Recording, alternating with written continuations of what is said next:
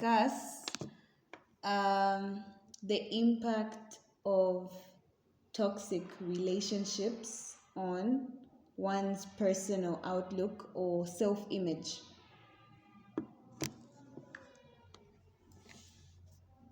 Toxic relationships can have a significant impact on a person's personal outlook and self image. Constant negativity, criticism, and manipulation can erode self esteem and lead to feelings of worthlessness. Over time, individuals may start to believe the negative things said about them, affecting their confidence and mental health. How do you think this topic resonates with your podcast audience? I feel like this would help them, be more enlightened as to the, impact or the effect that, subjecting oneself to toxic relationships might have on their personal image.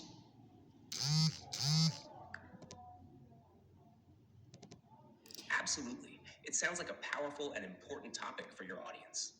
Discussing the impact of toxic relationships can help listeners recognize the signs and understand the long term effects on their self image. It can also provide them with the tools to seek healthier relationships and improve their personal well being.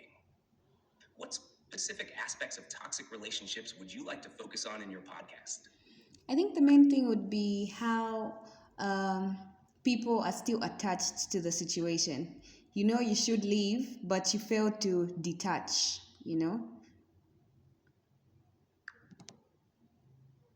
That's a crucial point. Many people struggle with detaching from toxic relationships even when they know it's harmful. Mm-hmm. This attachment can be due to emotional dependence, fear of being alone, or hope that things will improve. Exploring why it's so hard to leave and offering strategies to help listeners build the courage and resources to move on could be very beneficial. Have you thought about bringing in experts or sharing personal stories to illustrate these points? Yes, I have. I actually have a specialist on call who I'm going to engage.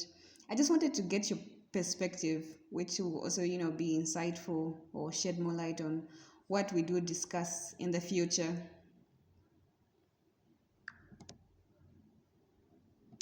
That's great to hear. Having a specialist can provide valuable insights and professional advice. From my Yeah. perspective, Mm-hmm. it's essential to highlight the emotional and psychological hooks that keep people in toxic relationships. You could discuss the cycle of abuse, where periods of apparent kindness can make it hard to leave, or the role of self blame and guilt. Addressing these topics can help listeners understand their own experiences and feel less alone. What other angles are you considering for this discussion? There are a lot, but would you get into self guilt just briefly?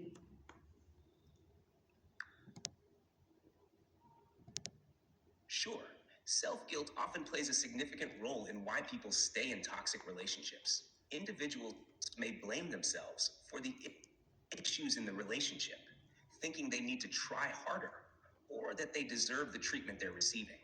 This guilt can be manipulated by the toxic partner, reinforcing the feeling that leaving would be wrong or selfish. It's important to address how to recognize self guilt, understand its roots, and work towards self compassion and self worth. Do you think this will resonate well with your audience?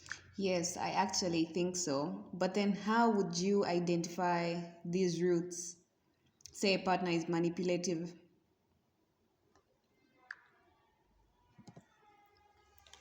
Identifying manipulation in a relationship involves looking for certain behaviors and patterns.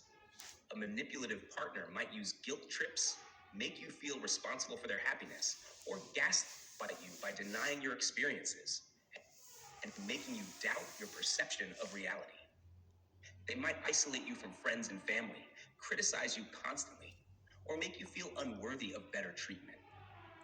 Recognizing these signs can help individuals see the manipulation and understand that the issues in the relationship aren't their fault.